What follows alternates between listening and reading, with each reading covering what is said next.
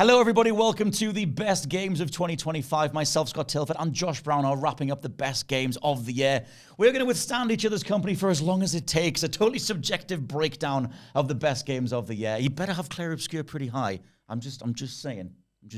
It's been a fantastic year for me. That's a ludicrous year. Especially in the second half. Like, so many big hitters seemed to drop after the summer was over. Like, October was just crazy. Even November was pretty crazy. So, as always, it's been a hard list to put together, especially when we get into, like, the 10s and the 9s and the 8s. Everything else might fall a little controversially, depending on what you want to see at the top. But I think, for me, genuinely, from 7 onwards on my list, they're all kind of, like, 5-star games for me, which is cool. Yeah, I'm looking at mine. I'm thinking that other than my number 10, they're 5-star games. Right. But my number 10 is just something that I spent a lot of time on, and we'll get there, and we'll talk about it. But yeah, in terms of a year itself, it's been ridiculous. The last 2 or 3 months, I feel like I've just been drowning trying to keep up. Like, and there are so many massive games like Yote or like Yakuza Kiwami 2 got a re-release on Switch or whatever it is, where every other week I'm buying something else and then barely getting through it. Let's do honorable mentions first. What are your honorable mentions? All right, so again, I'm already cheating, so I've got honorable mentions. Yes, Disco Elysium in the best games of the generation. And now he does this. And then I've got honorable mentions. Yes. So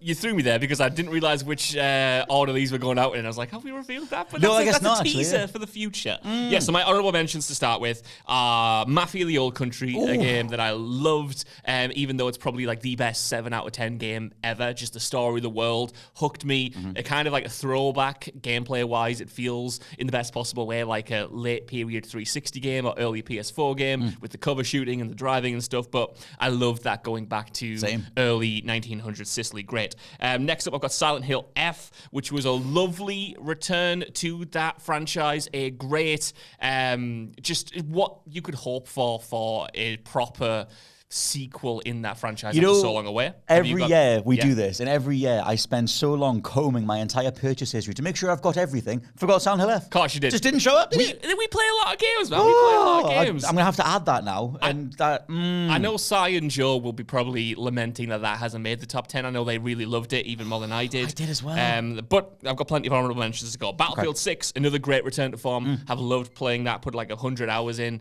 to it already, and I envision it only getting better. All the updates have been really good. The latest map is probably the best one in the game, so that's amazing. And then Karma the Dark World, which was a really underrated first-person horror from the start of the year. So those are my honorable mentions, and now I'll get into my honorable mentions. And what I mean by that is all of these games at one point were in the top 10, and I had to swap them out, and it really kills me to leave them off. So I've got The Alters, which when we did the mid-year checkup was like really high, which is just a testament to how much I enjoyed the rest of the games on this list that's been knocked out. But The Alters has my favorite performance of the year. Nice. With Alex Jordan as the many Jandolskis in that game. It's such a smartly written title. One of the most unpredictable games of the year. Loved it. I really want it. Lair of the Demon King, which to me was the real Silent Hill F this year. And what I mean by that is it's this PS1 throwback first-person game, and it feels like a Silent Hill spin-off from the PS1 that has just been unearthed. Like, it's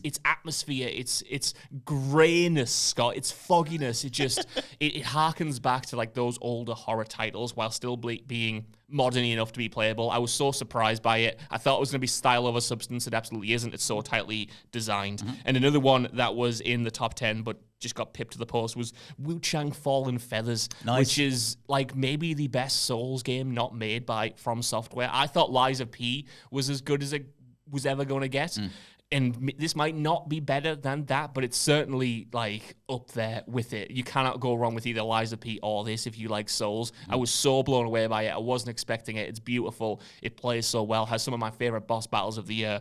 It was number 8 at one point, put it that way. Did you play the Lies of P DLC? Was this year, I think? I didn't get a chance to. Right. I want to go back to it at some point. In fact, I even downloaded That's how good this year's been, though. I know. I downloaded it on PS5 with the intention, because it's my thing of I need to play the whole game again. I played the first half an hour and I thought, no, I'm going to wait until I can dedicate some time to it. So unfortunately, didn't get to Lies of P Overture. Fair. My honorable mentions, I've got so many. I'm not doing the split like you, although to be honest, most of these, because initially I went through everything that I played this year. I checked the purchase history, the transaction history, made a big old list, and then started whittling stuff down. And then I guess I did what was your second round of honorable mentions. These are the ones that were initially in the 10 and then just got bumped out to be in the bottom end. So my honorable mentions are 100-line Last Defense Academy. I loved that back in June. I feel like this year has been ridiculous. It has. In terms of like just sheer mental capacity to process the games. Like Pirate Yakuza in Hawaii feels like 10 years ago. So most of this first half of this year feels like forever ago. But 100-line Last Defense Academy, Donkey Kong Bonanza, Mortal Kombat Legacy Collection, Citizen Sleeper 2, Fantasia, Neo Dimension, Robocop Rogue City, Unfinished Business, Kingdom Come Deliverance 2, which I know is a wound to Josh Brown, Sonic Racing Crossworlds, and I Am Your Beast. You know what? I thought Sonic Racing would have gotten the top 10. It might have already been in the top 10 and I moved it. Well, of course, I'm a mad man with mad thoughts. It makes a lot of sense. Yeah. You know, maybe you got... Oh. Maybe you reminded me of something and I had to move it. You are mad in the brain. Yeah. You're mad in the brain. Yeah. Oh, you are a funny guy. Try and stop me. We're doing this is the fully subjective ranking. No objectivity here. So don't worry about it. I had to fight myself to not put Metal Gear Solid 2 on here because I replayed that recently. Yeah, and that was There's no windows in this room, but I would have chucked you out a window somewhere if you did that. I've got no, this might be the first time ever. I've got no like remakes in my top 10. As far as I can tell. No, me neither. Not a single remake. Well, I think that's the first year it's ever happened for me. Yes, no remix. Spiritual continuation is for one of them. But we'll get there. We'll get there. Give me your number 10. Oh, yes, my number 10 coming in extremely late as I just finished it last week. Oh, nice. 1,000 Times Resist. What a game this was. And visually, I really thought it wasn't going to be my thing. And it's kind of why I initially ignored it when it came out on PC last year. And it finally got a console release in November. And this is like an anime-style story about the end of the world. And I'm going to describe it as well as I can because it's a very complex game in terms of its story, but you essentially play it as this clone who worships this person called the All-Mother in this far-flung future, and you kind of have to figure out by traveling back in time and projecting forward to the future, like what happened to civilization, who the All-Mother is, what is your purpose, how is the society you're in, how did that like come to be, and that kind of almost does it a disservice because while that plot is really interesting, it's kind of like its wider themes on like parenthood and generational trauma that's being passed down and like the act of resistance itself. It's just such a fascinating, winding story that continues to evolve on its original premise and goes to places that I didn't expect it to go, with some of my favorite written characters of the year, some really impactful scenes, some really understated performances as well from the actors. Like it's got a really hard to describe cadence to its dialogue and delivery to its dialogue. It feels so low key. It feels so unlike the setting that it's set in. Right. But it really works somehow. It's like a mishmash of ideas. It's a mishmash of cultures. And it all came together for just like this really poignant and powerful game that, again, visually is so not my thing, but I came to be won round even by its stylistic design. It kind of looks a little bit like the cutscenes in Signalis, not the actual gameplay of Signalis, which was like more polygonal and more PS1 style. This is like cel-shaded. It's anime adjacent, like I mentioned. I felt like it was the complete chemical opposite of a Josh Brown game. I was amazed that you picked it up. Yeah, I think it's just because the story is the chemical correct, not opposite. What's not opposite? What's the word for that? What's not opposite? Yeah, like what would be the word for not opposite? The same? It's the chemically made for me, story-wise, is what I'm trying to say. Synchronous. Yeah, that's where we're good at this. Yeah. Symbiotic. No, it's it's like perfect in terms of the themes that it gets into, like that generational trauma thing, like the idea of being a parent not wanting to repeat the mistakes of your parents, but trying and failing, just essentially trying to figure out who you are and trying to be better than the people who came before you, but realizing maybe how tough it was. Right. And it's not as easy as you might think. Just very heady in that regard. Was there were there lots of different choices? Like how long was your finish time? So you get like dialogue choices throughout the game, but they don't impact anything. It's just different responses from the NPC. Towards the end of the game, there are different endings that you can get, but it's very clear that you're choosing an ending. Cool. That's good. Which works because it's definitely more of a just a story-driven kind of linear title than anything else. It kind of blends walking simulator, visual novel style gameplay with some light puzzle solving. It does have this really cool mechanic where you get to press L1 or R1 and you get to jump backwards or forwards in time. Okay. So I think I described this last week, but you get to get a puzzle, say if you're trapped in a room and the door is closed, if you jump back in time, that door might be open so you can go through the room and jump forward in time, and like the environment shifts around in that regard. So you're solving puzzles with that. You're kind of learning different parts of the lore because of what happened when and stuff like that. So it's like really, it's layers upon layers of storytelling, and it somehow works. I would hate to have sat down to write it myself. It sounds like it would be a nightmare, but because of that, you can tell it's like a labor of love. And I don't think everyone will get on board with it. Absolutely. I didn't think I was going to get on board with it, like I keep saying. But if anything I've said is interested to you, I think you'll find something in there that you can latch on to. But if you look at the gameplay and you kind of don't like anything I've said, then it's probably not going to sway you, right? Because I remember looking at the different screenshots before you started telling me what it was all about last week. And the screenshots, I was like, oh, this looks kind of cool. But it feels like there are so many dime a dozen anime games at the minute. It's quite hard to differentiate some of them. But the style of writing, the thematics here sound awesome. Like anything with parenthood, obviously, I'm going to gravitate towards. And I do want to check this out because I haven't even done any of this. I just want to kind of say before we move on, in a year full of any other year, this probably would have had my favorite story of the year. It's just a testament to how many great stories and how many great narratives and characters and twists and turns we've had over the course of the last 12 months, both in real life and in video games, that this only comes in at number 10 because, like it's an absolute knockout, but other games to come might have more interesting You've stories. set me up perfectly. If we're talking about high art, come on. We're talking about great stories. Come on. We're talking about fantastic, worthwhile games of the year 2025. Come on. Pokémon ZA, my friend. No, I'm sticking by it. I had a lot of fun Pokemon ZA. I think that it's the perfect therapy game. Okay. If you're overwhelmed in 2025, you're spinning the plates of life and they keep falling off and you keep putting them back up and you're trying to get them to spin just right, get yourself on Pokemon ZA. What a nice comfort blanket this was. Go on, explain to me why. Why did it win you round? Because I know when you first played it, you had a lot of issues with the technical aspects, not necessarily the gameplay or anything like that. It feels like it was made for like £10.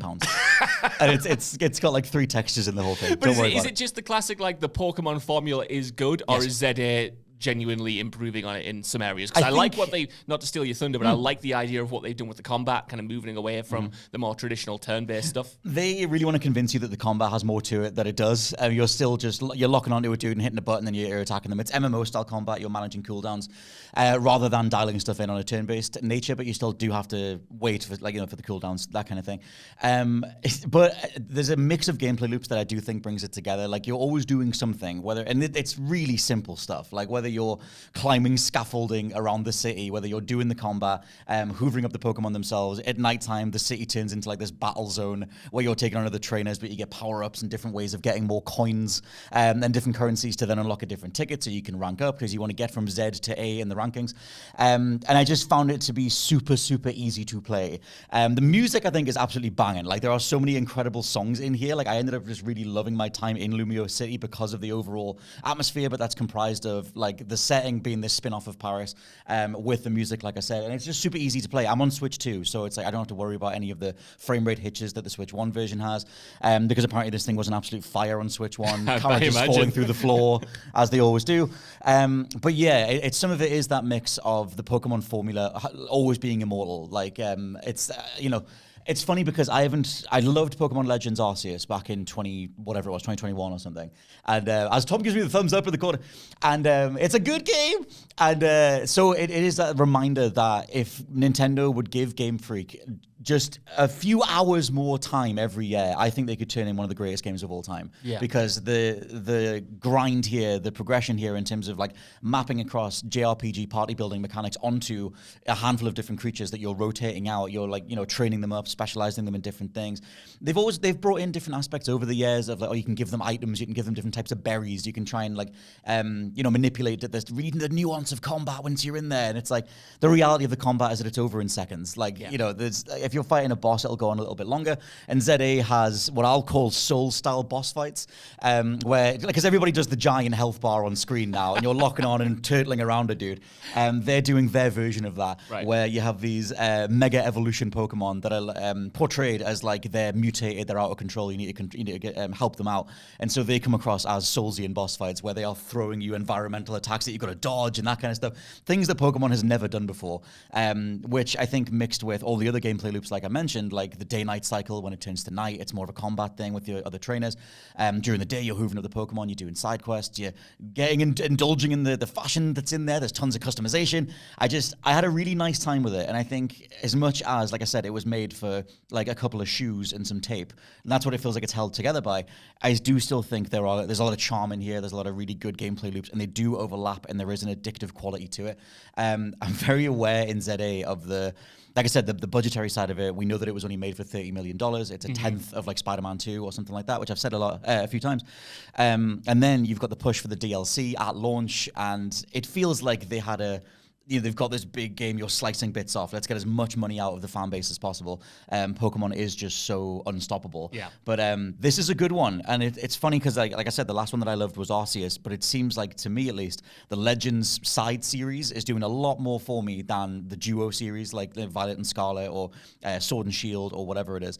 And I just can't deny the sheer playability of it. Nice, man. And it's not the most in-depth thing, but it was exactly what I needed. Well, that sometimes that makes a good game, right? It does a bit. Doesn't do anything necessarily too now I'm going to say special. That sounds like I'm really giving it a backhand compliment. But you know what I mean? It's like exactly what you need at exactly the right time, providing you just enough forward momentum in the gameplay or the world building or whatever to kind of make you think, I can go for this again. It's funny as well because I mentioned those scaffolding climbing puzzles that are around the city. The way that you climb, you have like one animation that will let you go up like a certain angle of ramp. If it's a different angle, you're not getting up there. But you'll eventually get this like weird glide jump thing later on. But the way you get around a lot of these scaffolds is you're just awkwardly piloting your character like across like thin beams. It's very like the Max Payne Blood Trail level, which is not a good thing, but I'm nostalgic for it. I loved that in Clair Obscur. I think I was the only guy who liked those platforming puzzles in that game. Get yourself in Pokemon ZA. Maybe I love it. Yeah. I want to ask one more thing, and it's not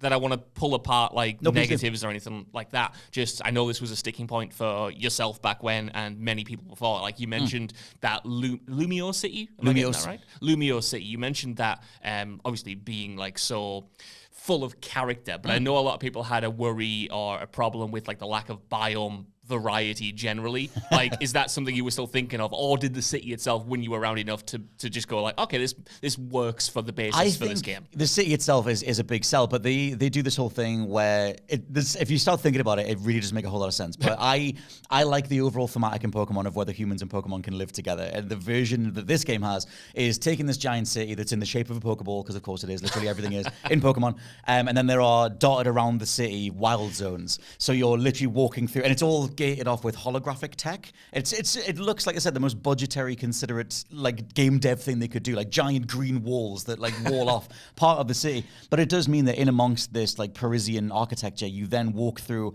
a holographic gate, and all of a sudden you're in a snowy area, or you're in like a grassy area with a river running through the middle of it, or whatever. They can't get too crazy with it because they still have to pretend that it was it was made by the members of the city, like the higher ups or whatever. But it does enough. Like, and I think that they've sped up since Scarlet and Violet. They've really started speeding up the capture animations, like and the amount, just how fast you can hoover up all the Pokemon to the point where you feel like you're a villain. Like the whole thing of like, oh, can we live together? It's like, I'm hoovering up like 50 dudes. You can let them go. You're not what do you call them? Converting them into candy like you are in Pokemon Go. Well, but technically the guy gives you candy to pass them over. It's there's some weird lines emerging in Pokemon. The more realistic they take it, the more questionable it's going to become. Well, let me ask you this, and this is going to be no doubt a cliched and overwrought question within the Pokemon fandom. Yes. But I'm not in it, so I'm going to ask you now. I'm very much a casual fan. Like in terms of laws, in terms of like cultural norms, like. If the Pokemon are living with the humans, yes. What makes a wild Pokemon? What makes a domesticated Pokemon? Can you snatch everything? Or are there like regular... So you can go on someone's gaff and be like, that's mine. Well, no one does that, because I guess there's there must be laws. Right. They never really get into that. I never thought about it before, just in terms of them living together in a city. You're running around in Lumio City talking to different NPCs. You can interact with any of the Pokemon that are around, but you can't target the ones that are like that belong to someone, because they'll be hanging out. Like they'll be like at a cafe, like someone's getting like a croissant with a Pikachu or whatever it is, and you can't run up and be like pang with an Ultra Ball. So it's not necessarily regulated. It's just a kind of understood agreement between folk. Yeah, like I don't think anyone's ever really... Someone will have broken this down, but like that idea of like once you capture a Pokemon and you get it in your Pokeball, I assume some sort of universal truth then means that you can't then claim... Right. Because you can't throw a ball at someone else. Tom, can you throw a ball at someone else's Pokemon? So I think it's in Gale of Darkness. There is a character who can steal Pokemon. Right. And it is part of the story where I think you steal the villain's Pokemon to save them. Okay. I think. I've never played it, but that's part of the gist of it. But even if you weren't a villain, you could just throw an Ultra Ball at someone else's creature and take it. I don't know. I know in most games, if you try that, it won't work. No, not in the games, but in the lore. I think, Josh, you've broken Pokemon. Because no one's ever done this. Surely someone's asked this before. Everyone's too decent in 40 Pokemon. years. Well, I'm not, and that's the thing. No one's done like a villainous, like if they do like an Assassin's Creed Black Flag of Yeah. Pokemon where you're playing as the anti-hero going around snatching up other people's Pokemon. What I was going to say was, like, obviously in real life, you don't just go into someone's house and, like, steal their pet. You don't No, I was just steal saying no, their the Pokemon exists, hamster but, or gerbil or fish. You wouldn't go and steal someone's fish now, would you? But also, you're not going out in the wild and stealing, like, animals from the forest, so the kind of doesn't really work as a realistic analogy. There's a general thing in Pokemon of, like, once they're in the ball, they're nice and calm and cool. Like, some of them have, like, mood descriptors, and you'll give them, like, a berry, and it'll make them more friendly. But the idea is that once you've captured them, then they like it. You know, They like it. I can't get on this Pokemon lore. Maybe They it's like one it, for mate. culture decks at some point. But, like, how could you get, like, your Pikachu mixed up with another Pikachu and end up in a changeling situation where you I accidentally assume take so. the I mean, they wrong do one look home? identical. Yeah. Well, they would say their name in different ways. Like, your Pikachu would have different affectations. Like, if we had two cats that looked identical, Right. they would behave differently That's anyway. true. That's just animals. Is Detective Pikachu canon? I see. Yeah, he's canon, right? Is he canon? Good, Tom. I don't know. Situation because it's literally a dude who is. Yeah, I was going to say inside it's a Pikachu. dude. Yeah, and also there's two versions of Detective Pikachu. It's a dude who's in. We need to move on. You need to what watch you mean Detective is Pikachu. I've seen Detective Pikachu. Well, you know what's going on then? Well, I watched it when it came out. It was like 10 years ago. It was now. great. 2016. Yeah, it was good. It was pretty What good. a good movie. That and quite Sonic liked it. 3. I like it when what's his chops comes into the narrative. Ray Mewtwo. Fiennes? Or, okay. Mewtwo. Yeah, Is that- Mewtwo's at the end. Yeah. Yeah. I like Mew. I liked him in Pokemon the movie. Oh, he's the best one. He's good. He's brooding. He's existential. He's my kind of guy. I'm an original Pokemon 150 kind of guy. So in Pokemon ZA, my team is just made up of the ones that I grew up with when I was 8, and I've a very nice time. I need to move on because Charizard? I have so many questions, but this is not a Pokemon podcast You anymore. need to appear on the Culture Dex podcast. And no get one wants yourself- to see that. You need to do this on there because they'll have all the answers. They know details that I don't know. That'd be the death knell of culture text. Like, what's going on? What's a Pokemon? What's a Pokemon? Give me your number 9. My number 9 is Atomfall. Oh, I knocked this off my list entirely. I understand it. It's a game that's not perfect. It's rough around the edges, but I love its world. I love what it's going for. I love how confident it feels, and I can't deny it almost. Like, I know if we're going fully, like, objectively in terms of what other games that I've left off, like, do well what they set out to achieve, there are probably higher quality games that I could have put on this list. Atomfall has just stayed with me, though. I think about it quite often. And when I think about 2025 in video games, it would be really remiss of me to leave it off for me personally, because it's so at the heart of it almost. And it felt like a really big achievement. it did. Like, yeah. And I've not really loved Rebellion stuff before, who were the developers. They made the Sniper Elite games, which I never really got on with, despite playing a few of them. I loved their Alien vs. Predator back in the day, but that's going on for 20 years at this point. I might have bought another copy of Sniper Elite 4 on the Switch just because I needed it. You do love that franchise, don't you? I do love Rebellion. I love Sniper Elite. Yeah. Atomfall was different enough for me, though. And if you don't know what it is, if it's passed you by, it's kind of English Fallout. It's set in this sort of like 1950s, 1960s style, kind of like alternate history where you're in Britain, you're in the British countryside. You're in the Lake District. You're in the Lake District. You've got people with top hats saying, like, I was going to saying good day, mate, but There's that's also Geordies not in there what as well. Cockneys say, do they? That's No, Australian. There are sadly not. Geordies in there. There are Yorkshiremen in there, all that stuff. And the idea is some kind of nuclear-style phenomenon has happened in the area, so the area has been quarantined. It's a little bit like the film Annihilation, where you go into the zone, and everything in the zone is a little bit weird, and the rules don't play by the rules. And it's a first-person, like, shooter and also a brawler, and it's a survival game at heart, and that's the part that really hooked me, because the gameplay, it's a little bit clunky, it's a little bit ropey, but it's high risk, high reward. Like, you can get killed really quick, but you can kill really quick no matter what difficulty mode you're on. So if you get a headshot, if you get good at shooting, you can, like, become John Rambo-esque in a game that is out to punish you. Also, So, the quest system is insane. I was just about to get onto that. So all of that stuff is quite regular, but where it excels is in the quest system. So you get thrown into this open world, and genuinely nothing is gated at the very beginning. You can go to any of the, I think there's 3 or 4 like zones, open areas, and you can completely objectives in whatever order you want. In the way that the game accounts for that, it's kind of like clockwork mechanism of recognizing what you have done, what you haven't done, in reordering things. And it's just so impressive. Like you and I played it completely differently, went to completely different zones, did different story threads,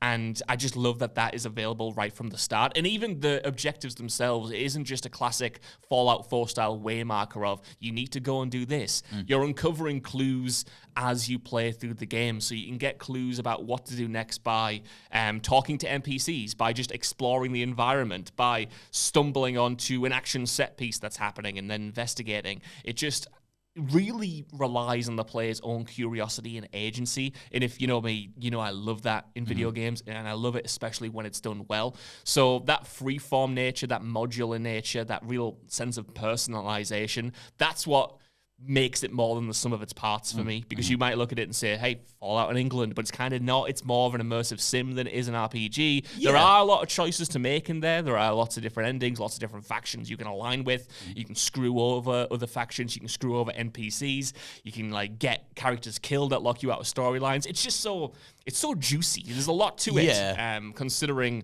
it kind of came out of nowhere. I think because it's Rebellion as well, like I said, it's so impressive and really ambitious for them. And it was not necessarily made for like a shoestring budget, but like notably less than they would put into a Sniper Elite, like as another numbered installment.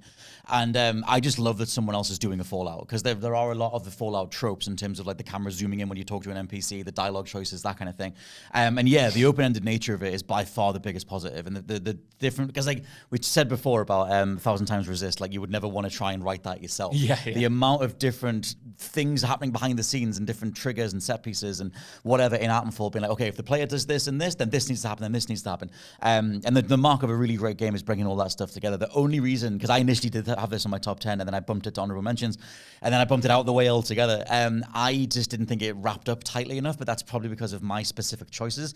However, the art direction, the different cults that you can come across, the idea of how the populace is fractured as the military tries to control what's going on in this particular zone. And then, yeah, some people becoming these like crazy cultists, other people turn into militarism and whatever. Like I said, there's a lot of Fallout in there, but I just loved that Rebellion were doing this. Like as the Sniper Elite studio. I think other than Atomfall, they've only really done like the zombie Sniper Elite series.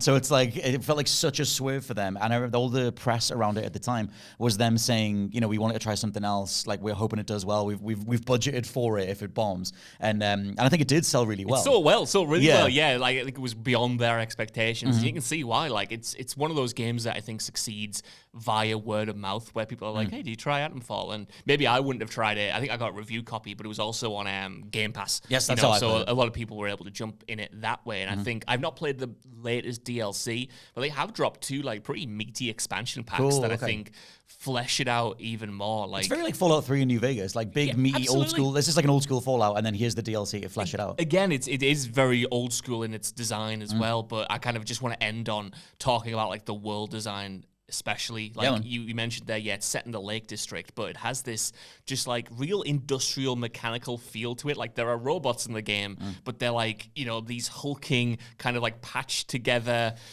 retro style robots. And I don't normally go for a robot. Sometimes I don't like. It's why I've never played the Wasteland series, Scott. Because I'm like, if I'm going for a dystopia, if I'm going for a post-apocalyptic world, I don't often like robots. And yes, between this and Ark Raiders, I'm like, maybe I'm a convert now. Maybe I've been convinced that you can do a good dystopia. It's a big year for you. JRPGs and robots. Listen, in the apocalypse.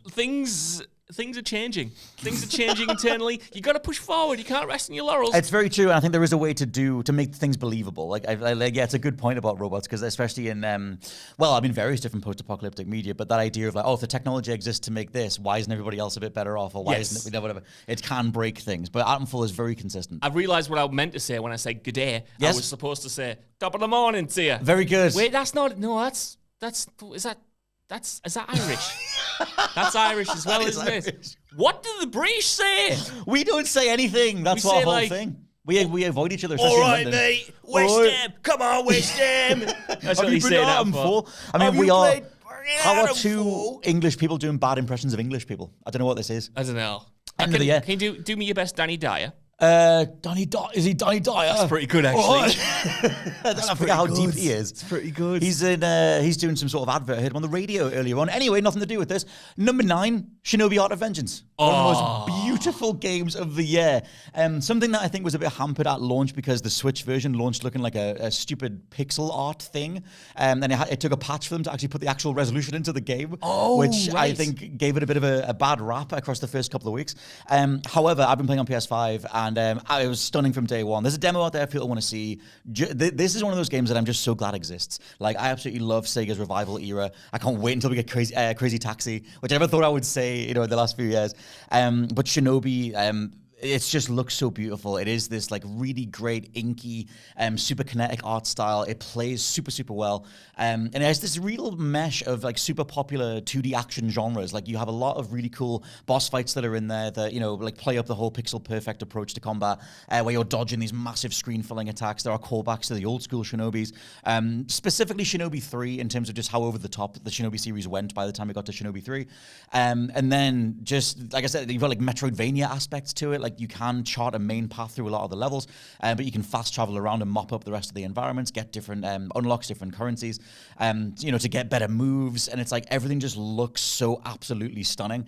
And it was just something that I just drank it in. Yeah. And I would recommend it to everybody. If you like 2D action games, there's another 2D action game that is way higher on my list. But there was a specific duo of action games this year. Shinobi Art of Vengeance was one of them. And it's just give it to anybody, they'll get it. I was wondering which one was going to be the highest on this list. So if you've been following the podcast all year, you probably know what's about to arrive. But yeah, let's talk about Shinobi, because this looked absolutely glorious. It's lush. And yes, everything you could probably hope for a return to like this franchise, right? Yeah, man. And like I said, I like the overall. I like Sega just being like, we're going to take a beat and we're going to think about what we're doing. I feel like ever since Sonic Boom tanked, they've been like, let's just take a beat because we're getting a lot of stuff wrong. And I never thought they would greenlight more Shinobi. Like, the PS2 one has never had a re-release. Like, they tried to soft reboot it back in the late 2000s.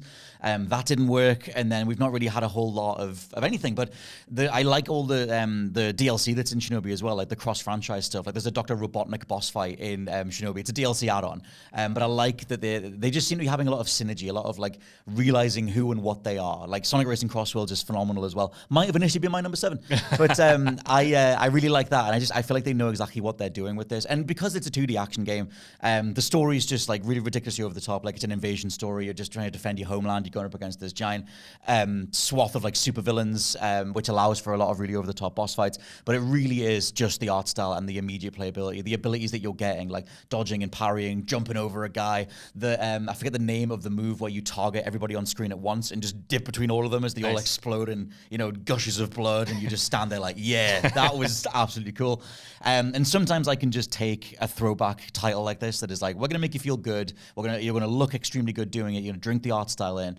And yeah, it was one of those games where I can't wait to get the art book, just to look at it more and watch more making ofs and things like that, because they've done different bits and pieces on the YouTube channel. But yeah, like I said, there's not that much to go into because it's pretty straightforward. But yeah, it's just such an immediately satisfying game. I think I'm just gonna repeat myself, but I keep like thinking, it's a good year for X genre. It's a good year for 2D action games. It's a good year for RPGs. It's a good year for action adventure games. That's the thing. Is like you don't have to avoid it, but if you're not looking at the absolutely abhorrent state of hiring in the gaming industry in regards to the amount of layoffs or the stability of anything above the sort of middle tier production level, then the actual variety of the games that we're getting and the average quality or whatever is pretty damn high. And like, most genres are firing on all cylinders. Like, you can get stuck into pretty much anything.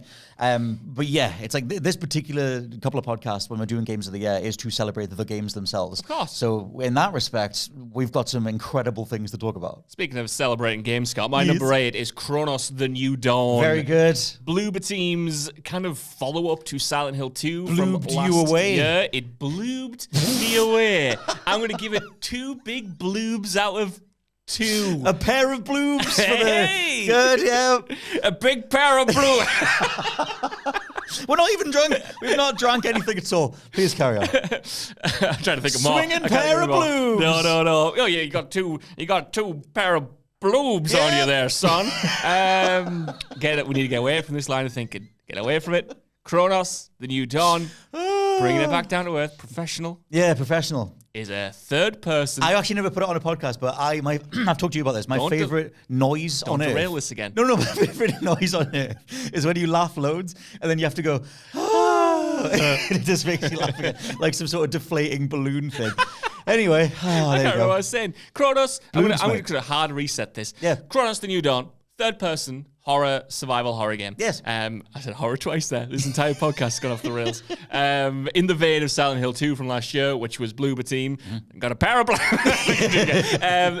We've done pretty well to not make this series of jokes for the last 10 years that they've been active. Yeah. Because everybody else has in the office. We were like, no, professional. I like to think we've just invented this. Yes. This is fresh discourse. But yeah, tried for the 5th time to get back to this. But yeah, the follow-up to Silent Hill 2, which was their first attempt at a third-person survival horror game. This has many improvements, especially in the shooting, which was pretty good before, but now kind of takes center stage and feels a little bit chunkier. It feels closer to Dead Space's combat system, maybe, than something like Resident Evil 2.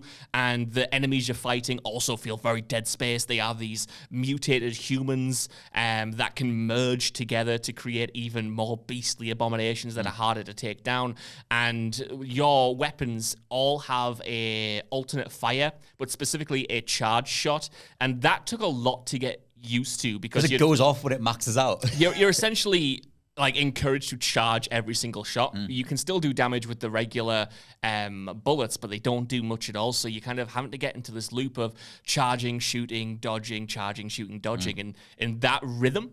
Took a little while to get used to, like I said. But once I got it down, I actually came to really appreciate it and how it framed different combat encounters and how it paced those combat encounters. I think it has a few elements that probably would have made the combat even better. A dodge button, a parry button, maybe. Something that can get you out the way a little bit quicker, because it is very standard in terms of, like I said, you're shooting, you're running, you're trying to reposition. And I like that. I mean, the classic Resident Evil 4, like the original. I was going to say, it's like you can do a quick turn, I think. You can do a quick turn in that, but obviously that game, you're rooted to the spot as soon as you aim. You can't move and shoot. It's got all of these limitations that work in its favor, like Cronos does. But the main selling point of Cronos is definitely the story. You play as this thing called the Traveler who wakes up in the future, like this ruined Poland that is kind of more of a dreamscape than it is an actual place. It has crumbled to the point of just defying all laws of physics and time and space and everything like that. It's completely gone. And funnily enough, similar to 1000 Times Resist, it's the fault of a virus that happened in the 1980s. And you, as this traveler, you travel through people's memories and you kind of go back in time to 1980s Poland when the fall of civilization was happening in real time. So you kind of see the past and you see the future, and you're trying to figure out the mystery of what happened, who was involved, why you are in this position, because you are this faceless person in this hulking set of armor. You are just, looks like a deep sea diver. Exactly, you look like a deep sea diver slashed Isaac Clarke from Dead Space. Perfect meld of the two, and it's that mystery that kind of drives the heart of it. It's so cool to bring in the developer's own Eastern European architecture and influences and culture, which is just present all the way through the game, which is very different from the Americana of Silent Hill 2, but absolutely works in this game's favor to make it feel distinct, even though visually and mechanically it just is a regular third person survival horror shooter. But it all came together for me. I think that's the important thing. It has an ending that, when they just kind of nail it. Yeah. For me, they absolutely nailed the mystery and where everything was going with a satisfying ending. And I think if it didn't have that, if it kind of was more world building and less of a compact story, it might have missed off here. But thankfully, it kind of wrapped it up very nicely. And if they do make a second one, I will be there day one. I love, I think, honestly, as much as we are laughing about their name, Bloober Team, the amount of different games that they are getting turned around, I feel like they are one of the hottest studios right now. They used to be ridiculed on the game dev side as well, for things like the Medium or whatever, even though I quite enjoyed the Medium. But I love Observation as well. And it's I love that they are able to do the big top tier stuff, Silent Hill 2, and then be we've got money, we've got funding, let's do an original IP. And then it's there's like quite a bit of Dead Space DNA in there, but it's very much its own thing. And then, like you said, the story is like a one-off. It's really satisfying. Like I like the idea of a studio going, here's a new IP, potentially a new IP if we do sequels, but we're going to put everything into this for now and just go make a video game and it'll sell and it'll do well and whatever. I guess it has been slightly overlooked this year because of all the other big games, but it does play incredibly well. The thing that stopped me getting through all of it was the ammo conservation, which I know they've patched, so I need to go back. They added more ammo to it. Cowards. I know, right? Cowards. They did balance patches, and I'm sure I read that they added more ammo to it. Because I have to imagine that they would have realized most people weren't getting through those first handful of levels. Most people are not Josh Brown. And so, yeah, they made it a little bit more palatable because they were literally going, here's 5 enemies to fight, and here's 4 bullets, figure it out. And your suit, it's worth mentioning that your suit as well is like flame retardant, so you can use a bullet to blow up like an oil drum and just stand in the blaze. You can also you have to set fires and get rid of certain enemies, otherwise they'll keep coming back. There's a really cool enemy mechanic where they can merge into each other and become something more powerful, which is a bit like, we mentioned Annihilation before, but also The Thing. And I really like all those combat dynamics. For me, the thing that made the bottom fall out was the ammo stuff, but this is the one game we talk about. You mentioned Atomfall and thinking about it regularly. I think about Cronos nearly every day because I love the game's intro in the first couple of levels. And the very, very beginning, it reminds me of the Cells Interlinked scene from Blade Runner 2049, where it's a very specific reference. Okay. There's a bit in the second Blade Runner where there's like a test that has to be done to discern whether or not like an android is thinking for themselves, whether they're showing emotion. It's just this one phrase over and over again. And it's not a repetitive phrase in Cronos, but the way that you're like initiated is this very like non-human kind of way. And I love the sci-fi, the red lighting, the backdrop. Like it's such a confident game. And it's so like not cyberpunky, but like futurist, like humanity is devoid in this space. And I really love that. No, you've absolutely nailed something that I would have forgotten about, so thank you so much. Like, thematically, like the game is kind of like about humanity and like what makes us human, which again is well-trodden ground, but it is delved into in such a satisfying and sometimes quite like poignant way that it absolutely works in the end, because this future is devoid of humanity, and it's funny because it's so destroyed. Like I said, it's so warped and so unrecognizable, yet when you find those like nuggets of art or culture in your character like is experiencing them for the first time and they're talking about it and they're kind of coming to understand humanity, like that's the bread and butter of the genre, but it's delivered so well here, and it makes for a kind of a thematically strong storyline as much as it is a straightforward narratively strong storyline. Yeah. I think it's going to be the Christmas treat to myself. If I can ever surmount the amount of work to do in advance of the time that we're about to take off for the holidays, which I won't do, I would like to go back to Cronos. My number 8, and this is me cheating for a change, but I think a lot of people got around to this game in 2025 because it released at the very end of 2024, is Indiana Jones and the Great Circle. I think this counts. We left it off. It's going to have to count because, I mean, December 6th, 2024, no one's playing anything back then. Like, they're all pre-recording their game of the year list. So I remember doing the very beginning of it at the very end of last year because I was like, it's a massive game. I love like the idea of Troy Baker as Indiana Jones. I remember doing the beginning of it. I think we talked about it a little bit at the end of last year. We literally, I think, I put it as an honorable mention last year because because you were going to get around to it. It was literally just as we were recording these exact podcasts. So it was like we mentioned it very briefly, but not much. And initially, I was a bit put off by the way it opens because it makes you play through the opening of Raiders of the Lost Ark. And I really just didn't like that. I thought the pacing was a bit off. Like you're just standing around waiting for NPCs to hit different beats, and you're going through the motions of playing through the opening sequence from that movie where you're going through the cave and getting the item and escaping and whatever. But once you get past that, and it actually puts you in like an actual like mini open world, where the game is a series of mini open worlds with more story-driven aspects that are a bit more like the Uncharted series, like set pieces, like more specific areas that you're going through, using stealth or using combat or whatever. The open world spaces though, like, and it's such a meme, the IGN meme of it really makes you feel like Indiana Jones, but it does. And the very first level, even though I love all the wider levels and like the way the story goes, I think is a really fun mystery. And it made me Google something and realize something about our own human history where I was like, that's awesome. Love that. Like that's so cool. And I love that they, without doing the specifics, I love that they go there by the very end. There's something that they're teasing throughout most of the story, and then when you get to the very final area, it's right there. And I was like, you guys, that's so cool. I like that you did that. I love this. I really love that. And I think it has so much confidence. But the Indiana Jones side of it, you've got the puzzle exploration stuff. They find a really good way of melding like his actual thoughts with gameplay terms, like in terms of the hint system, and working with different NPCs to explore ruins. And I think his agency in a space is a hard thing to get right. It's like when they do the Sherlock games, when Frogwares makes the Sherlock games, you're always aware that you as a player are not Sherlock Holmes. And I think they find a better way of doing it in Indy in terms of him saying, I think this might go here and whatever. And also in the combat, like that scrappy haymaker combat where it's like I'm grabbing a pipe off the ground, or like if you get knocked out, you unlock the ability to just put your hat back on and go again. And they've motion captured the Harrison Ford smirk perfectly. And obviously it is, like I said, it's the Raiders era. So it's like peak Indiana Jones. And I'm not an Indiana Jones guy. This did make me go and watch the trilogy and be like, I'm probably all right. But playing through this. And I'm right to be. I'm all right. Yeah. The Temple of a piece of anyway. And but no, this setting for an Indiana Jones game is like perfect. And I think this is the best piece of Indiana Jones media. Right. Just because of the way the character is written. There's so much depth to him. What? Pokemon? No. And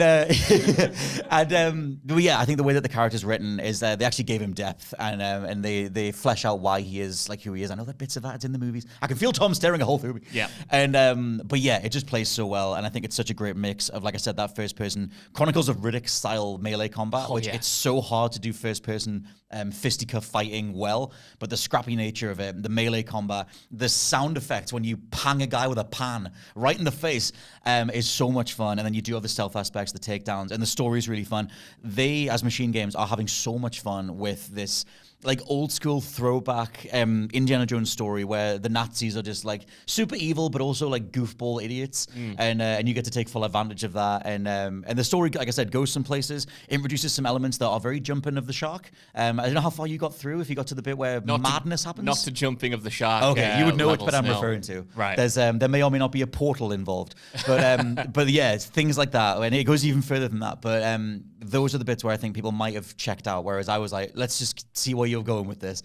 And I just love it as an overall product. I think it's spectacular. I want to get back to the DLC, but yeah, Troy Baker's Indiana Jones I loved it. I know you had a few problems with it. Some people were like, I can only hear Troy Baker. Yeah. I didn't think that was the case, and I thought he was perfect. And yeah, as like embodying a character that you've seen so much on screen or heard so much about or whatever, the archetype for the likes of Lara Croft and Nathan Drake, like this is easily the best Indiana Jones game we've ever had, and I think such a confident step as to like this is how you can do an Indiana Jones game. Like I never believed that a first-person indie game would have worked, and it, like I said, it comes together extremely well. I need to get back to this. This might be my Cronos this year, where over Christmas I treat myself to it because I started playing it last year, was like loving pretty much every second of it, and then put it down over Christmas, never got back to it because this year just started so strong. But like genuinely, everything that you said there is just making me realize how much fun I had with the first. I probably played it for like, I don't know, 10 hours or so. I got quite far into it. Yeah, you got quite far into it. Yeah. I think you've probably only got like a third left or something.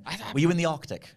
No, see, I didn't get there. Okay. Like, I only did like the first 2 big levels, but I rinsed them. Like, I did every single thing that I could in them. Thing. Like that Vatican level, the starting area is like one of my favorite levels from like the last year. It's unbelievably put together as a place to explore, as a gameplay space, as a conduit for storytelling. Like, it was so fantastic. And I echo everything you said there about like the melee combat, the impact of the punches, the best punch of the past year, without a doubt. The improvisational combat, great stuff. I'm also not an indie guy, but I was like, I love the I'm not going to go as far to say it's the best piece of Indiana Jones media. I don't know if that's true, but I loved Raiders is cool. The way it was conveyed and adapted into video game form, and it does feel, it has that stamp of authenticity, like you said. Even if I don't love necessarily Troy Baker's performance as indie, I think it's, to my ears, it sounds like more of an impression than it does like an actual a spot on, I don't know, version of that character or whatever, but it's still great. In the facial cap is amazing. The character looks awesome.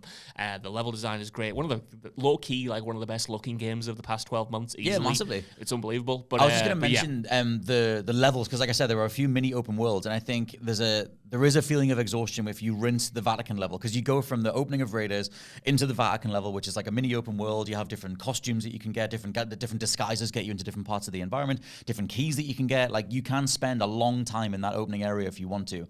And then the game says like, hey, do it all over again, because you go to Egypt and you're in like an area with the Sphinx, and it's the same thing. Get the disguises, go to the different place. And I think it's easy to be like, oh my God, is this all the game is? A series of these environments. And once you get through the Sphinx, then you get a more of an Uncharted style level. Like, it gives you a more linear level. And it's not until you get towards the end that it gives you another massive open world, which I think, again, is a bit of a, not a knock, but it is like, it gets in the way of the pacing a little bit, because it's almost like at that point in the story, why would Indy then go off and do all this other stuff for like 4 days of in-game time when, you know, the stakes are a lot higher? I think they walk the line fairly well. But I think in terms of asking things of the player, I think you could maybe have moved those areas, if from the very beginning, they could have maybe sketched it out a bit more, culminated in those open spaces, or at least done only one of them at the beginning and something else, because I feel like the drive is here and there. You have to really want to like see the story through, or fight your own tendencies, because the mini open world stuff is so Moorish. Yeah. But then it's easy to not realize you're burning yourself out. Exactly what I did. I think a lot of people did. Like, but it's still, I think it's obviously it's massively still worth playing. I do think it's sublime. Yeah. I wanted to sell more, because I know it did all right, but like it feels so, even though it's talked about relatively often, it feels like overlooked or like underrated or whatever. Like, it came to PlayStation at the start of the year, and I don't think anyone bought it. I think the Bethesda name is a stain more than it helps these days. I think they're too associated with broken products, and I think Todd Howard and Bethesda were too close to Indiana Jones, where people think it's another broken Bethesda game, or whatever, and it's not. It's Machine Games. They just published it. Todd Howard obviously helped out as executive producer, and I think he oversaw the script and stuff as well. It was like his dream project, but Bethesda didn't develop it. I just think people look at a first-person game, Bethesda's around that marketing, and go, nah, I'm good. Not for me. Because it's been a long time since there was something outright phenomenal with Bethesda. Tell you what, I'm going to do it again. Yeah. A great year for immersive sim-style games, isn't it? Because there's a lot of immersive sim elements in Indiana We didn't get around Jones's to Outer Worlds levels. too, but yeah, the genre is doing very well. Next up for me, continuing the theme of games that I didn't expect to like as much as I did, Arc Raiders. Nice. This was not even on my radar. Number 7, sorry. This is number 7, yes, number 7, Arc Raiders. This wasn't even on my radar at all. I just kind of compartmentalized because I thought it looked good. It didn't look like it was bad or anything, but it being an extraction shooter, it initially seemingly encouraging the PvE multiplayer side of things, and what by that I mean like teaming up with buddies to engage with that stuff. I didn't know how well it was going to cater to solo play, which is how I play these games. It just had like all of the genre hallmarks that made me confident it was going to be good for someone else, but not good for me. And then all of the buzz around it made me jump in when it launched, and I realized that I was wrong. And I love eating my words when I get to enjoy a great game afterwards, because this thing, to my surprise, is so catered towards the solo play if you want. Like, I have put in probably like 70-ish hours at this point, entirely solo. And I have loved my experience. I think it's really nicely balanced for the PvE as well as the PvP. You get these hard-hitting weapons that are, you know, level 1 tier that you can kind of craft for nothing. Anyone can craft. And they work against not the biggest enemies, of course, not the biggest robots that you fight, but like the basic enemies. It gives you a fighting chance. You can still rack up the kills with those basic weapons. You can still take on raiders who might have, like purple weapons and are really well equipped. If you are smart, if you can land some headshots, like, you have a fighting chance. And you can love betray that. someone as they try and leave the map. Yeah. You can really engage with the world in a way that kind of feels like you're not necessarily missing out on stuff. Whereas in other games that I've played in the extraction shooter genre, like Hunt Showdown, for as much as I've enjoyed them, I've always felt like at odds with the actual development of the game. Like, I'm playing I'm playing Hunt Showdown light compared to the actual Hunt Showdown. This is not the case for Arc Raiders at all. I think it's really accommodating when it comes to how it just lets you jump into matches without worrying too much about losing your stuff, because the risk of an extraction shooter is obviously you can lose whatever you take into that match. If you get killed,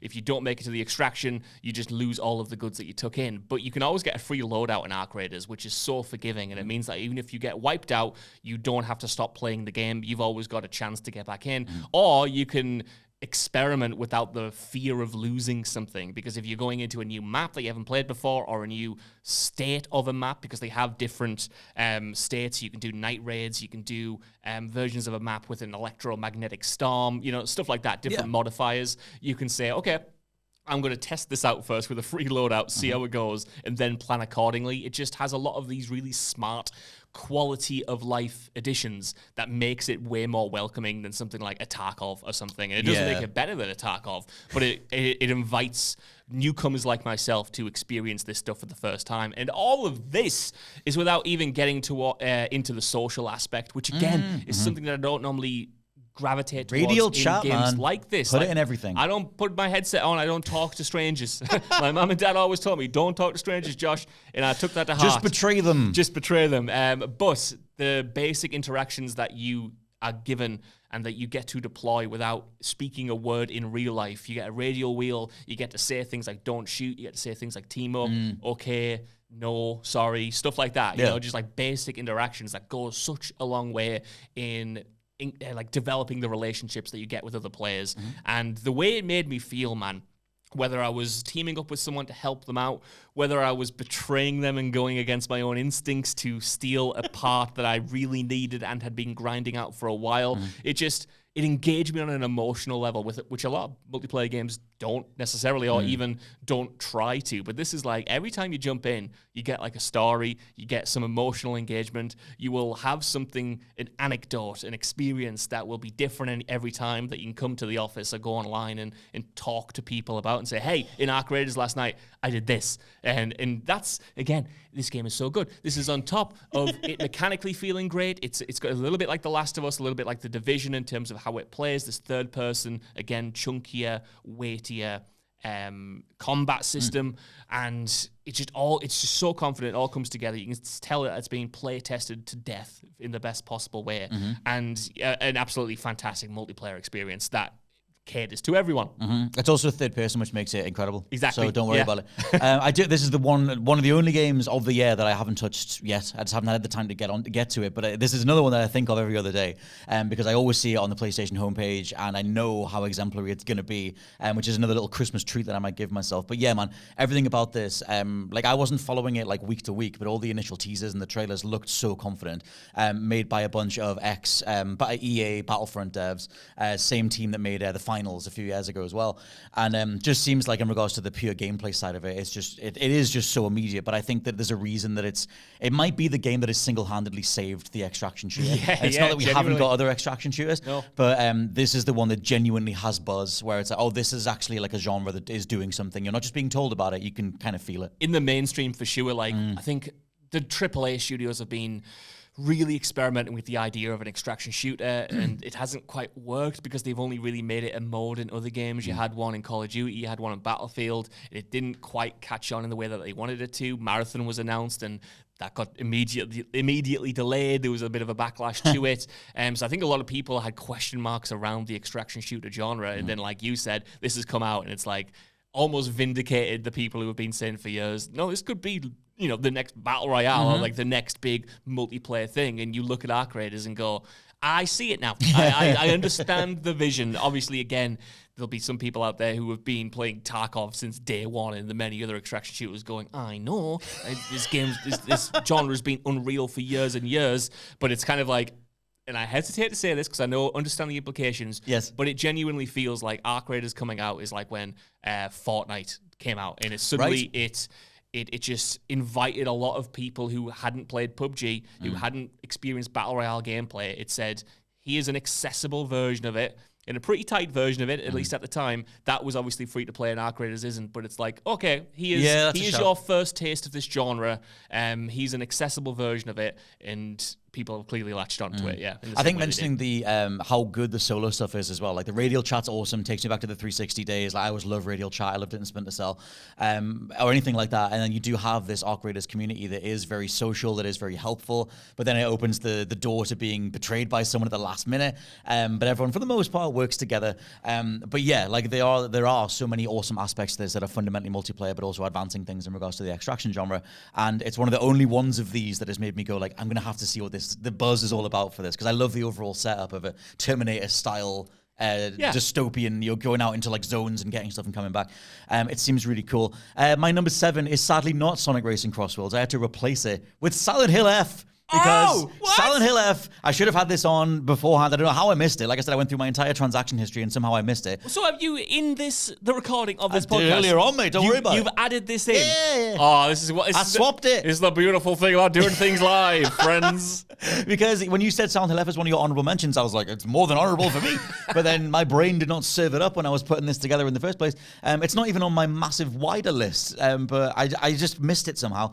No, I love my time with Silent Hill F, and I love how far it goes. Like, we're not going to do spoilers on this particular show, but people know the scenes I'm referring to. There are some scenes towards the end of this game where the Ricochet 06 goes places, the director goes places that I've not seen any other game ever go, and then makes them playable. And I at that particular moment when because me and my wife went through the whole thing together, that particular set of scenes where my wife was like, "Oh, this is going somewhere," and I was like, "This is so cool." And then when everything becomes playable, the story keeps going. I was like, I have no idea where this is going, and I love it. I love all the metaphorical takes on the story itself. It gets more literal towards the end, and I think if there's a knock against it, which it's the knock that I would push it against it, it's that you have to finish it 3 times for the full story. Oh yeah. It gives you enough by the end of the first story to be satisfying enough, but it's fundamentally it leaves you wanting more. And I think it's very telling, kind of like in Cronos' case with Bloober Team, pair of bloobs, that they ended up patching this to make it more palatable to the wider audience, because clearly their player data showed that people weren't getting through it. Right. So they did an overhaul patch, like it's mandatory or whatever. They reduced some of the combat encounters. They improved the amount of damage you do, things like that, because the combat is really clunky, which in context I didn't mind, because I was like, oh, you're playing as this young schoolgirl who's been thrown into this nightmare. And Kanatsu Kato's performance is phenomenal as well. Like, I think she's my favorite performance of the year, like way up there. Like, I actually just think there's so much nuance to her, and I love that you don't fully know the real her, which is part of the story. I love it. I love an unreliable narrator when it's done well. And so I really, really enjoyed like the story and the setting as well. Like, we talk about things that are like the other Silent Hills, and this is obviously a Silent Hill, but it's not Bloober Team. It's Neobards, and it's the first time they've done something like this. So I think to go from nothing to this is also pretty exemplary. But yeah, I just had such a great time picking it apart, and I always love Japanese mythology anyway. So it's like picking things up, like the fox mask guy. What does he represent? Like, what story are we getting to? And I just, by the time I got to the end of it, I was like, I really loved that. I did wish that you didn't have to do 2 more playthroughs for more of it. I haven't done those additional playthroughs. I just watched more stuff on YouTube. I'm a dad. I ain't got no time. But it still gives me a greater appreciation for the overall story. And like I said, I think you get enough on the first playthrough. And the main bulk of why I would have it so high is everything else. It's not the very final scene. It is everything else. Like, and I think it's extremely well put together. No, I get it. It's like you said, the story is really fascinating. And those characters and those performances of those characters they make for a great Silent Hill cast. I think if you go back to the classic Silent Hill games, like, they have amazing main characters, they have amazing supporting casts around them that are weird, that are wonderful, that are just so memorably strange. And this has that, like, 100%. Like, you've got like people in here that might not be the scariest, might not be the most overtly like menacing or whatever, but like just stick with you and get under your skin in the way that like the best Silent Hill games get. And like you mentioned, when it gets wild and the game gets wild, as it goes on, those moments where you just think, almost like your Indiana Jones comparison, where you think, oh, you've gone for this, you've swung and you're going for this, and if you're on board, you're gonna have like the best possible time. And I had the best possible time with it. I think the only thing that dragged it down for me was that combat, because I couldn't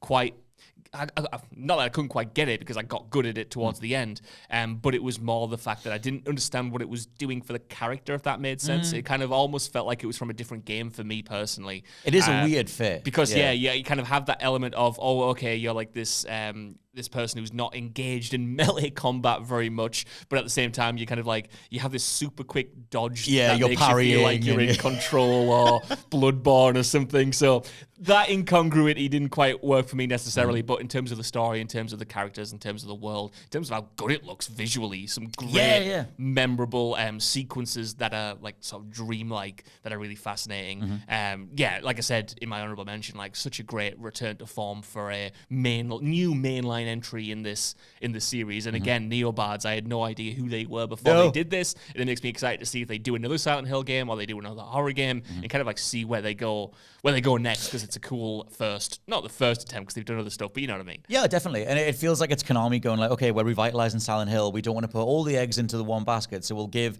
Silent Hill 2 to Bloober Team. We'll do a reboot, or the side story Silent Hill F. We'll give that to a new team or a newish team in regards to the IP. They give Silent Hill Ascension to a different team. Final Message went to a different team. And we'll just see what works. And it's like there are misfires amongst there, like Ascension and Final Message, Last Message? Short Message. Short Message. They didn't go down very well, but Silent Hill 2 and Silent Hill F have done exemplarily well and sold incredibly well, which is really good to see. So yeah, that was my number 7. What's your number 6? My number 6 is where I'm probably going to peace out for this part of the episode, because it's one that we're definitely going to talk about later. Oh, God. Clair Obscur Expedition 33. Number 6 is good. Don't oh God me. Don't you oh God me. It's not even in the part 1. It's not even in part 1. It's not even in part 1. But again, don't listen. We will, but we cannot argue over placements. This is easily. I'm not going to spend too much time on it because we will revisit it, undoubtedly. Yes, we will. But it is one of the best games of the year. I understand the people who love it, who think it's the best of the generation. It is such a confident game. It is such a well-rounded experience. Again, it got me out of my own comfort zone, enjoying turn-based combat with the tweaks that it added, including more active engagement with parrying and dodging. It's got an unbelievable story development, and I won't go into details, but the way that it doesn't rest on its laurels, the way that it constantly evolves, the progression of the narrative I found so audacious in the best possible way and so confidently written. Some of the best performances of the year, definitely the best music of the year, without a doubt.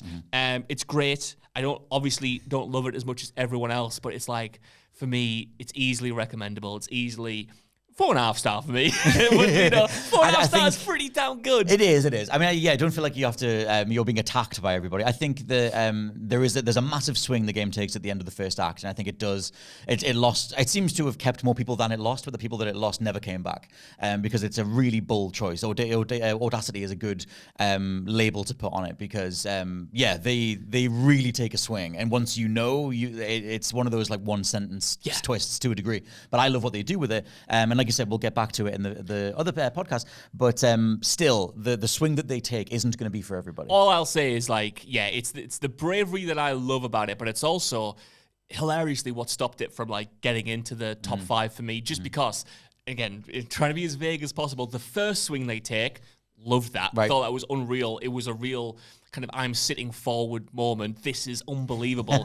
Then they take another swing, and the swings to come after that. But the second swing that they take was one where I was like, I love that you have done this. I don't necessarily love the trajectory we're on after that. Yeah, it makes it a very different type of story. Exactly, to be as vague as possible. But the fact that they take more than just those 2 swings as well is just incredible. So I love it for what it stands for. I love it for some of the emotions that it evoked in me. And I just think it's, to me, genuinely, out of all of the games on this list, and I'm not just trying to hype it up so I don't get killed for having it in part 1, but genuinely, it's like, it's almost Elden Ring-esque in that I want this to be the blueprint going forward. I want games to rip it off to hell. Yep. I want them to go, this worked for Clair Obscur. They took so many chances. They were so singular and unique. I want to make a game influenced by that. And I think that's that to me is why when people say it's my favorite of the generation, it's my favorite of the year, I'm like, I understand. I understand what you've got out of this. I think as well, like I said, we will revisit it for the 3rd time, but the people saying that it doesn't do enough special, all it is quick time events in turn-based combat. Oh, no, I all it is what Paper Mario did or what Lost Odyssey did. It's like, you are insane. It is so much more than that. It's almost damn near an action game. Yeah. You are playing it the whole time through. You're not just navigating menus. The combat system here, I think, is one of the greatest combat systems in an RPG period, whether it's a Western RPG, JRPG, whatever. And they keep doling out new mechanics as you go all the way through. And I'll celebrate it more as we go. But I do think it's such a confident package in every possible respect. I've not seen that criticism that you just mentioned, and it's kind of blown my head, because even if you don't love it, even if you like it less than I do and wouldn't put it in the best games of the year, surely you can look at it and say, that idea of it's just doing the same thing. You could boil any game down and say, that's just a third-person shooter. I'm just pushing a button and doing something. Yeah, that's just a first-person shooter, Obviously, every game is made within generic conventions, right? I mean, it's definitely, it's not like a wider populist thing. It was just a sentiment that I've seen mentioned, mainly just because Clair Obscur is now sweeping everything. It's swept at the Video Game Awards. So, of course, there's always going to be someone saying, like, is it just me or was it not that good? Blah, blah, blah. Like, fair enough. I've been that person, whatever. Yeah. But yeah, it was just that. And we've not talked about it since I've started seeing that stuff, because that was at the VGAs or coming out with the VGAs. So I was like, I want to address that because I think reducing it down to saying that it's like that is in bad faith. Then again, I've played like 3 JRPG style games, so it might be the same as every other one. Who knows? It is not. We'll end on my number 6, which is Mafia: The Old Country. Yeah, which was one of your honorable mentions. I think we're trading honorable mentions and numbered placements.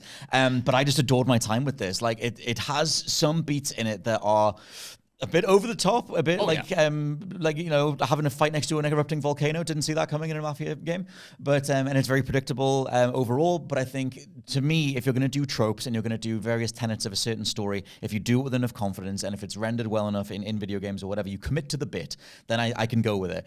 And so as much as I could assume how things were going to go, I didn't react until they did. And so it did keep me in the pocket. And I also think Enzo and Isabella are 2 of the best characters of the year. When we're talking about lifelike, overall performances, and we talk about Clair Obscur, I think Mafia: The Old Country's performances need to be up there as well. I love Don Torrisi as well. Yeah. Doing his best Marlon Brando, but I think there's also enough of a distinct menace to him that I think really comes through towards the end. But it's just the way that it plays. 2K, publisher 2K, Hangar 13, the devs, really perfected third-person shooting combat across Mafia 3 and then into the Mafia Definitive Edition, and there's so much weight to the combat here. I really love just picking apart all the different enemy encampments. Or the enemy encampments are in the new free roam levels, but mode, but the story levels, going through those different encounters, I just think it works really well. The knife fight mechanic is a bit undercooked, but I thought it was used sporadically enough that I was like, this is a nice bit of variation compared to just the third-person shooting and the driving and everything. But the driving as well, physics systems around that, absolutely immaculate.